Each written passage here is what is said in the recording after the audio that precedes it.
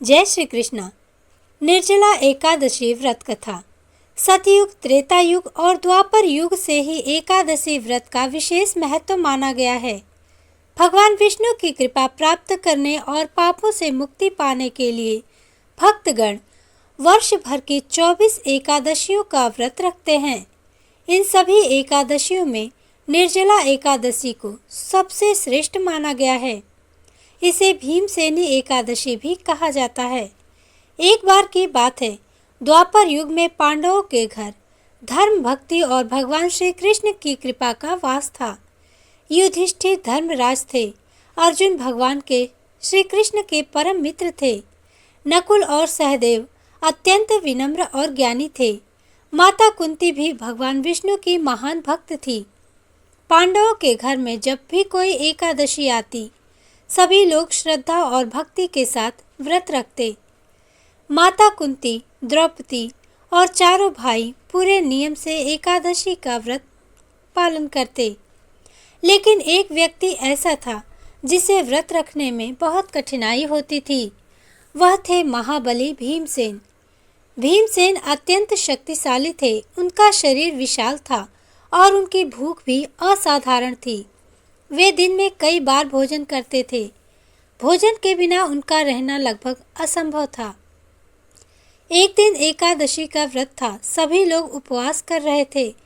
भीमसेन ने भी प्रयास किया, लेकिन दोपहर तक उनकी स्थिति खराब होने लगी। उन्होंने माता कुंती से कहा, मैं भगवान विष्णु का भक्त हूँ, धर्म का पालन करना चाहता हूँ, लेकिन भूख मुझसे सहन नहीं होती। मेरे पेट में एक अग्नि जलती रहती है। यदि मैं भोजन ना करूं, तो मेरी शक्ति समाप्त होने लगती है। माता कुंती ने समझाया, पुत्र, एकादशी का व्रत अत्यंत पुण्यदायक है। इससे भगवान विष्णु प्रसन्न होते हैं। भीम बोले, माता, मैं जानता हूँ, लेकिन मैं पूरे वर्ष 24 एकादशियों का व्रत नहीं रख सकता। कुछ समय बाद भगवान श्री कृष्ण हस्तिनापुर आए। भीमसेन ने उनके सामने अपनी समस्या रखी। हे माधव, मेरे सभी भाई एकादशी का व्रत रखते हैं। माता कुंती और द्रौपदी भी व्रत करती हैं। मैं भी भगवान की भक्ति करना चाहता हूँ, लेकिन भूख मुझे वश में नहीं रहने देती। ऐसा कोई उपाय बताइए जिससे मुझे सभी एकादशियों का फल प्राप्त हो जाए। भगवान श्री कृष्ण मुस्कुराए और बोले, भीम, तुम्हारी समस्या का समाधान महर्षि वेदव्यास ही बता सकते हैं। कुछ दिनों बाद महर्षि वेदव्यास पांडवों के निवास पर आए। भीमसेन ने उनके चरणों में प्रणाम किया और विनम्रता से बोले, गुरुदेव, मैं धर्म का पालन करना चाहता हूँ, लेकिन सभी एकादशियों का व्रत नहीं रख सकता। कृपया ऐसा उपाय बताइए जिससे मुझे सभी एकादशियों का पुण्य प्राप्त हो सके।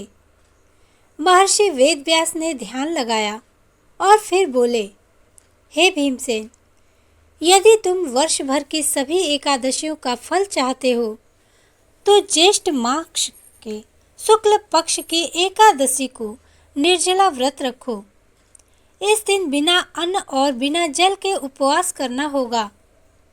भीमसेन चौंक गए। गुरुदेव, बिना जल के भी? व्यास जी बोले, हाँ पुत्र, यही कारण है कि इसे निर्जला एकादशी कहते हैं। इस व्रत को श्रद्धा और नियम पूर्वक करने से 24 एकादशियों का फल प्राप्त होता है। भीमसेन कुछ क्षण सोचते रहे। उन्हें लगा कि यह कार्य अत्यंत कठिन है, लेकिन धर्म और भगवान विष्णु की कृपा पाने के लिए उन्होंने संकल्प ले लिया। ज्येष्ठ मास आया। प्रचंड गर्मी पड़ रही थी। सूर्य देव अपनी पूरी तपिश के साथ चमक रहे थे। नदियों का जल भी गर्म था। निर्जला एकादशी का दिन आया। प्रातःकाल भीमसेन ने स्नान किया, स्वच्छ वस्त्र धारण किए और भगवान विष्णु की पूजा की।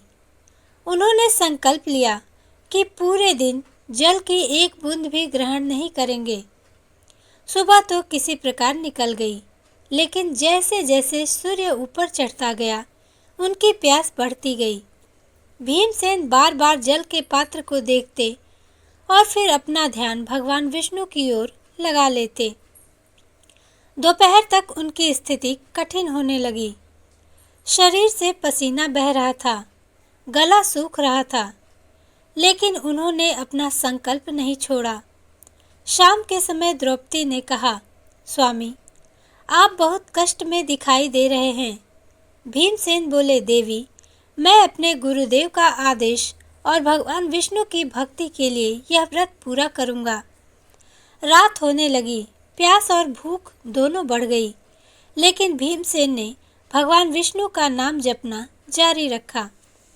पूरी रात उन्होंने भजन और ध्यान में बिताई। अगली सुबह द्वादशी तिथि आई। सूर्योदय के बाद उन्होंने विधि पूर्वक भगवान विष्णु की पूजा की, ब्राह्मणों को दान दिया और फिर जल ग्रहण करके व्रत का पारण किया। जैसे ही व्रत पूरा हुआ, आकाश में दिव्य प्रकाश फैल गया। कहा जाता है कि भगवान विष्णु स्वयं प्रसन्न होकर प्रकट हुए और बोले, हे भीमसेन, तुमने कठिन निर्जला एकादशी का व्रत पूर्ण किया है। इससे तुम्हें वर्ष भर की सभी एकादशियों का फल प्राप्त होगा। भीमसेन ने हाथ जोड़कर प्रणाम किया। भगवान विष्णु ने कहा, जो भी श्रद्धा और भक्ति के साथ निर्जला एकादशी का व्रत करेगा, उसे महान पुण्य प्राप्त होगा। उसके पाप नष्ट होंगे और अंत समय में उसे मेरे धाम की प्राप्ति होगी। तब से यह एकादशी भीमसेनी निर्जला एकादशी के नाम से प्रसिद्ध हो गई। इस कथा का संदेश बहुत ही सुंदर है। निर्जला एकादशी हमें संयम, श्रद्धा और भगवान विष्णु के प्रति समर्पण का संदेश देती है। सच्ची भक्ति और दृढ़ संकल्प से कठिन कार्य भी सफल हो जाते हैं। जय श्री कृष्ण, जय श्री राम।